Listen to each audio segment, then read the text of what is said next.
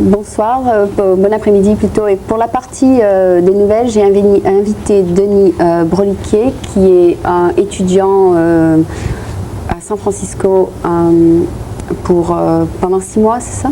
Pendant 2 mois seulement. Pendant 2 mois seulement, et qui était aussi étudiant en France. For the news part, I have invited Denis Broliquet, who is visiting San Francisco in order maybe to learn the language and get to know the people here.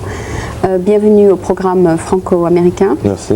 Et étant donné que vous avez l'air un peu au courant de certains points que d'autres personnes n'ont pas pu m'éclaircir, je vous ai invité pour non pas peut-être pas parler des nouvelles tout à fait, disons, de cette semaine, mais plutôt de nous éclaircir sur certains points.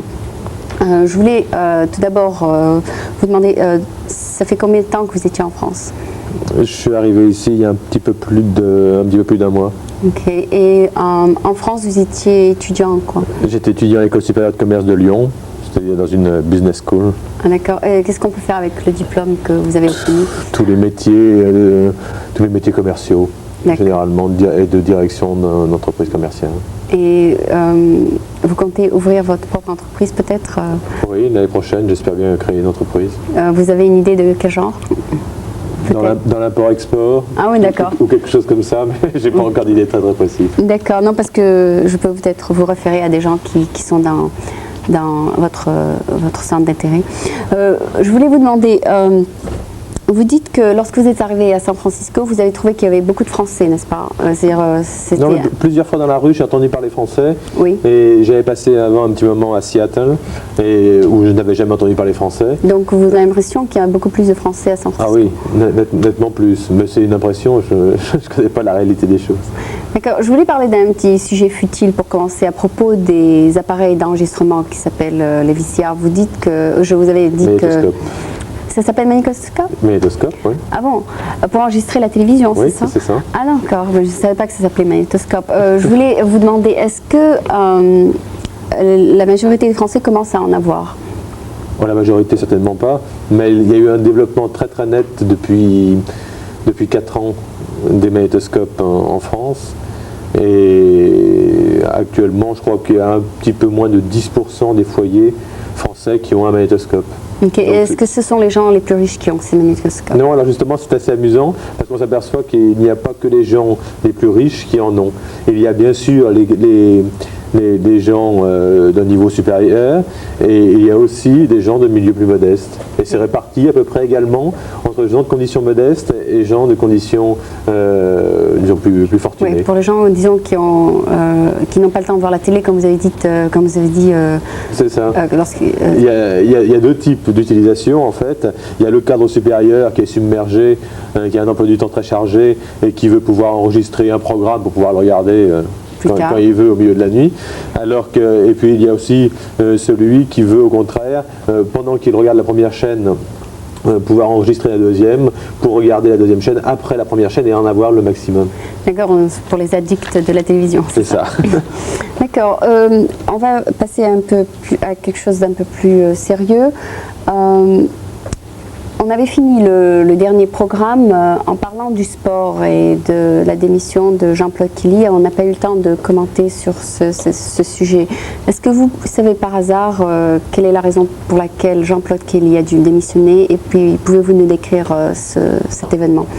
Oui, ce qu'il faut dire d'abord, je crois, ce qui est important, c'est que la France va accueillir donc en 1992 les Jeux Olympiques d'hiver et les derniers Jeux Olympiques accueillis par la France ont eu lieu en 1968 à Grenoble. Donc il y a déjà presque 20 ans et ça fera plus de 20 ans lorsqu'il y aura à nouveau des Jeux Olympiques. Et ça a été une très grande joie, un très grand moment en France et surtout dans la région Rhône-Alpes, là où les Jeux Olympiques vont se passer, lorsqu'on a appris que c'était la vallée d'Albertville qui allait justement accueillir les Jeux Olympiques. Alors, c'était un succès conjoint de 2 personnes, Michel Barnier, qui est le président du conseil départemental de Savoie, et puis de Jean-Claude Killy. Et Jean-Claude Killy, on a pressé Jean-Claude Killy pour qu'il accepte de prendre la présidence du comité d'organisation des Jeux Olympiques, ce qu'on appelle le COJO. Oui. Et c'est justement après avoir pris cette présidence que 8 jours plus tard, il a démissionné. Et Les raisons sont un peu variées. À mon avis, il y a des raisons d'ordre général d'abord. Oui. C'est-à-dire qu'il y a une guerre des stations. Les Jeux Olympiques n'auront pas lieu dans une seule station de ski, mais dans une dizaine de stations totales. Et alors savoir qui va avoir les épreuves prestigieuses et qui va avoir les épreuves qui sont moins prestigieuses, ça commence à créer un petit problème entre les stations. Et puis il y a aussi des problèmes financiers déjà. Je crois qu'on attendait beaucoup des retransmissions, des droits payés par les télévisions américaines pour les retransmissions télévisées. Oui. Et en fait, on s'aperçoit que ça va être plutôt inférieur, les recettes vont être plutôt inférieures. D'accord. Donc je crois que ça c'est pour les problèmes généraux qui ont fait voir à Jean-Claude Killy que c'était pas si facile que ça d'organiser des Jeux Olympiques.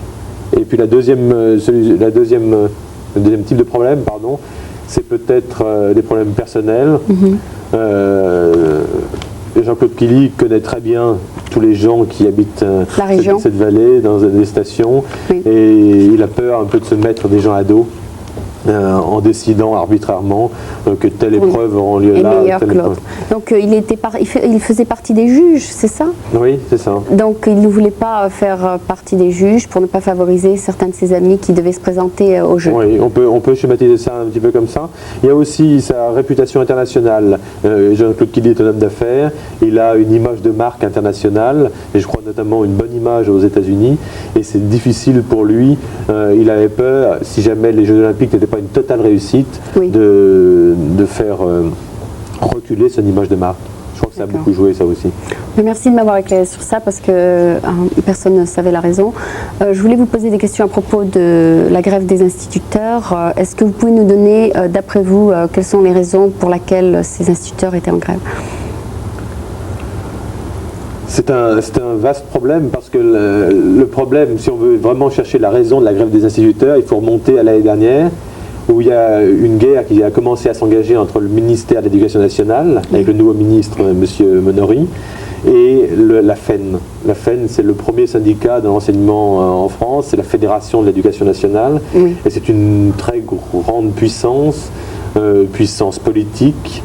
La majorité des adhérents de la FEN sont au Parti socialiste, oui. Et la minorité au Parti communiste, donc c'est un syndicat qui est ancré à gauche. Et puis, c'est une puissance financière aussi. Et alors il y a eu toute une petite guéguerre entre le ministre d'une part et ce syndicat d'autre part. Oui. Alors l'année dernière, en 1986, il y a certains postes d'instituteurs qui étaient détachés et qui étaient payés par le gouvernement pour être... À l'étranger? Non, pour être syndicalistes en France, qui ont été en partie supprimés. Oui. Donc ça a été un premier épisode de la guerre. Oui. Le deuxième épisode, c'est que la FEN propose aux parents des assurances pour les enfants. Oui, et vous voulez réduire? Oui, le gouvernement voulait réduire la proposition de ces assurances. Donc ça fait longtemps déjà, ça fait au moins presque un an maintenant, oui. qu'il y a la guerre entre ces deux partis. Alors, ils ont finalement décidé d'aller en grève, c'est ça? Et maintenant, il y a eu un nouveau décret sur les maîtres directeurs, la possibilité pour les instituteurs d'être à la fois instituteurs dans une école et directeurs de cette école, ou la possibilité de devenir directeur de cette école. Et c'est là-dessus que ça a accroché. Donc ils ont profité de ce thème qui était assez mobilisateur pour nos enseignants. Instituteur et directeur en même temps, oui. C'est ça? Pour se mettre en grève. C'est une grève qui a été très suivie et qui a obligé le gouvernement à Au lycée reculer. français, il y a un instituteur qui est aussi directeur du primaire. Enfin. Merci beaucoup de nous avoir un peu expliqué ça parce que personne ne savait. Enfin, ici, ils annoncent les nouvelles dans le journal, mais ils ne savaient pas. Il y a des raisons politiques à cette grève. C'est-à-dire que la FEN est contre le gouvernement et voulait le marquer, voulait le dire. Mais il y a aussi des raisons psychologiques parce que en ce moment, et depuis, c'est pas vraiment nouveau, mais depuis plusieurs années, le statut de l'instituteur, le statut du personnel enseignant en France est en train de se dégrader. Dans l'opinion publique, le professeur n'a pas la même considération qu'autrefois. Et je crois que c'est une raison psychologique qui est importante, qui commence à peser en France. Ok, je vais passer, disons, à la partie pour les élections parce que nous sommes presque à la fin du segment. Est-ce que vous pouvez nous dire si, parce que là, vous avez écouté les nouvelles de la semaine dernière, vous pensez que, d'après vous, que Mitterrand va se représenter? Je ne sais pas s'il se représentera ou pas, mais si on regarde la situation politique, on s'aperçoit qu'il y a 3 personnes qui aujourd'hui peuvent être président de la République, Oui. 3 leaders. Alors, il y a Mitterrand s'il se représente. Il se représente, ok. Je ne sais pas Peut-être. s'il se représentera. La décision, c'est la grande inconnue actuellement de la politique en France. Et s'il ne se représente pas, ce sera Michel Rocard, Michel Rocard, le socialiste, qui sera le mieux placé. Et puis à droite, il y a 2 candidats de poids, puisque Giscard a dit la semaine dernière qu'il ne se représenterait pas. Donc ce sera... il y a en tête actuellement dans les sondages Raymond Barre, Oui. qui tient le flambeau et qui a de bonnes chances. Quelle position a-t-il en ce moment?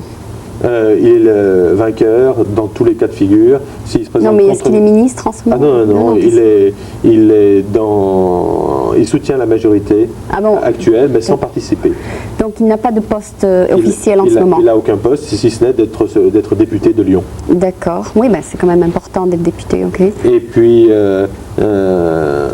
Jacques Chirac, qui actuellement est Premier ministre. Oui, je me doutais de ça. Oui, d'accord, donc il va se présenter peut-être. Et qui lui se présentera comme Raymond Barre se présentera selon toute J'ai l'impression que ce sera Chirac qui gagnera, tant qu'il est beaucoup plus connu, enfin beaucoup plus populaire que tous, non? Ah non, actuellement les sondages donnent Raymond Barre gagnant. S'il se présente contre Rocard, s'il se présente contre Mitterrand, dans tous les cas de figure, c'est Barre qui est gagnant. Ah bon? C'est un petit peu la grande révélation des sondages de la semaine dernière en France. D'accord. Je pense que c'est un événement qu'il faut remarquer.